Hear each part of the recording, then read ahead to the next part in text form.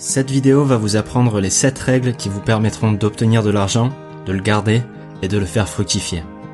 L'homme le plus riche de Babylone est un livre écrit par George Clason en 1926, dont les leçons sont tout aussi valables qu'elles ne l'étaient à l'époque, ce qui explique la popularité constante du livre depuis près d'1 siècle.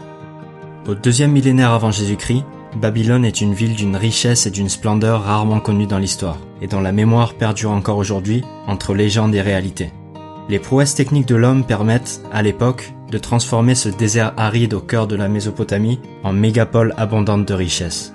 À vrai dire, Babylone c'était plutôt un contraste entre deux mondes, des demeures somptueuses, éblouissantes de richesse, mais à la fois ternies par une terrible pauvreté.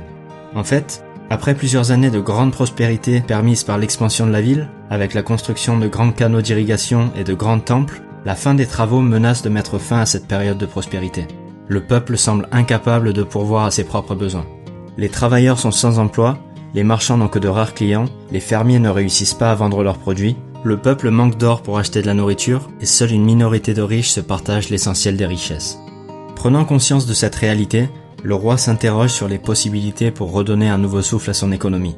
Il a conscience que la prospérité financière de son empire dépend de la prospérité financière de chacun de ses citoyens. À la fois, il sait qu'on ne peut pas condamner les personnes qui ont connu la réussite et qui ont gagné leur argent honnêtement, mais il sait qu'il doit trouver un moyen pour partager les richesses d'une manière plus équitable. Il fait alors convier celui qu'on dit être l'homme le plus riche de Babylone.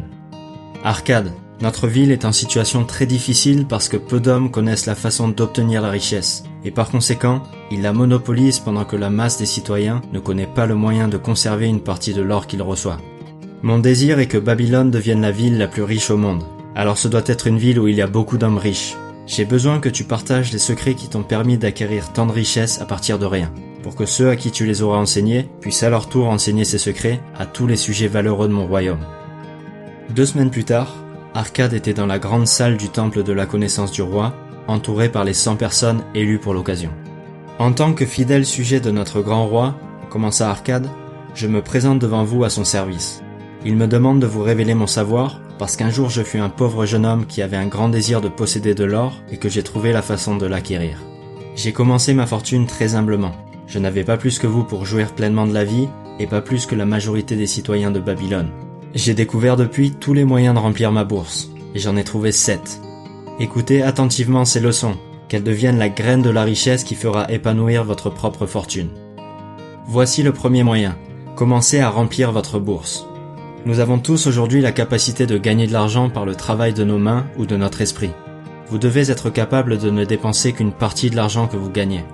Que désirez-vous le plus? Est-ce la satisfaction de vos désirs quotidiens? Un bijou? Quelques parures? De meilleurs vêtements? Davantage de nourriture? Des choses facilement disparues et oubliées?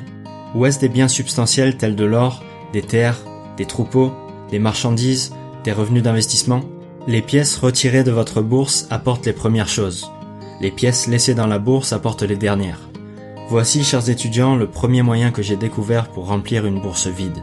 Pour chaque 10 pièces que vous gagnez, n'en dépensez que 9. Ensuite, contrôlez vos dépenses. Certains d'entre vous m'ont demandé, comment un homme peut-il conserver dans sa bourse le 10e de tout ce qu'il gagne, lorsque tout ce qu'il gagne ne suffit pas à couvrir ses dépenses obligatoires? Je vais vous révéler une vérité concernant les hommes et les fils des hommes. Les dépenses dites obligatoires augmentent toujours en proportion de nos revenus, à moins que nous ne soyons pas d'accord. Ne confondez pas vos dépenses obligatoires avec vos désirs. Tous les hommes se débattent avec plus de désirs qu'ils ne peuvent en satisfaire.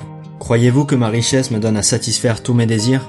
Il y a une limite à mon temps, il y a une limite à ma force, aux distances que je peux parcourir, à ce que je peux manger et au plaisir dont je peux jouir.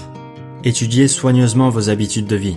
Ainsi, vous découvrirez que la plupart des dépenses considérées comme obligatoires pourraient être réduites ou éliminées. Voici donc le second moyen de remplir votre bourse.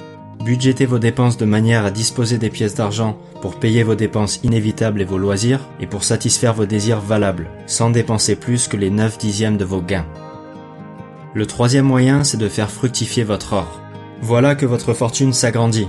Vous vous êtes discipliné à garder le 10e de tout ce que vous gagnez, vous avez contrôlé vos dépenses pour protéger votre trésor grossissant. Maintenant, nous allons examiner les moyens de mettre votre trésor au travail, de manière à ce qu'il génère d'autres trésors. L'or conservé dans une bourse ne rapporte rien. Mon premier investissement profitable fut un prêt que j'accordai à un homme nommé Agar, un fabricant de boucliers. Une fois par an, il achetait de lourdes cargaisons de bronze importées des mers lointaines qu'il utilisait pour fabriquer des armes. Manquant de capitaux pour payer les marchands, il empruntait de ceux qui avaient des surplus d'argent. C'était un homme honorable. Il remboursait ses emprunts et y joignait un bon intérêt quand il vendait ses boucliers. Chaque fois que je lui prêtais de l'argent, j'y ajoutais l'intérêt qu'il m'avait payé. Alors, non seulement mon capital augmentait, mais également mes intérêts. Voici le troisième moyen de remplir sa bourse. Faites fructifier chaque pièce pour qu'elle puisse se reproduire et aide à transformer votre revenu en ruisseau de richesse qui continuera constamment à alimenter votre fortune. Voici le quatrième moyen. Protégez votre trésor contre la perte. Chaque propriétaire d'or est tenté par les occasions qui se présentent de réaliser de gros profits en investissant dans n'importe quel projet attirant. Le premier principe de l'investissement consiste à assurer la sécurité de votre capital. Est-ce sage de viser de plus gros gains aux dépens du capital qui risque d'être perdu ? Je dirais que non. Étudiez soigneusement la situation avant de vous séparer de votre trésor.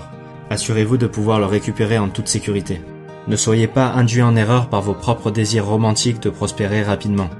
Voici le quatrième moyen de remplir votre bourse, et il est de grande importance s'il empêche votre bourse de se vider une fois bien remplie. Protégez votre trésor contre la perte en investissant uniquement là où votre capital est en sécurité, où il peut être récupéré au moment désiré et où vous ne manquerez pas de recevoir un intérêt convenable. Ensuite, transformez votre propriété en un investissement rentable. La famille d'un homme ne peut pas apprécier pleinement la vie à moins qu'elle ait un terrain où les enfants puissent jouer dans la terre et où la femme puisse cultiver non seulement des fleurs, mais de bonnes herbes riches pour aromatiser les plats de sa famille. Un trop grand nombre des hommes de Babylone élèvent leur famille dans des quartiers malfamés et paient aux propriétaires des loyers très élevés pour un logement trop petit. Ainsi, je recommande que chaque homme possède un toit qui le protège, lui et les siens. Vous pouvez emprunter rapidement pour rétribuer le fabricant de briques et le menuisier, puis quand la maison est terminée, vous pouvez payer le prêteur avec la même régularité que si vous payez le propriétaire. Quelques années suffiront à rembourser ce prêt, parce que chaque paiement réduira la dette au prêteur. Ainsi, il réduira de beaucoup le coût de la vie, libérant une grande partie de ses gains pour des plaisirs et la satisfaction de ses désirs. Voici donc le cinquième moyen de remplir votre bourse. Possédez votre maison. Assurez-vous un revenu pour l'avenir.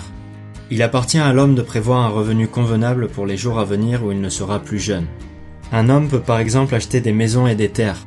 Si elles sont judicieusement choisies d'après leur utilité et leur valeur future, elles ont une valeur qui s'accroît, et leurs bénéfices ou leurs ventes rapporteront conformément au but fixé.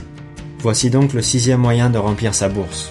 Prévoyez des revenus pour plus tard et assurez le bien-être de votre famille. Et enfin, augmentez votre habileté à acquérir des biens. Plus nous acquérons de connaissances, plus nous pouvons gagner. L'homme qui cherche à apprendre plus dans son métier sera grandement récompensé. S'il est artisan, il peut chercher à apprendre les méthodes et utiliser les outils les plus perfectionnés. S'il travaille en médecine, il peut consulter et échanger avec ses confrères.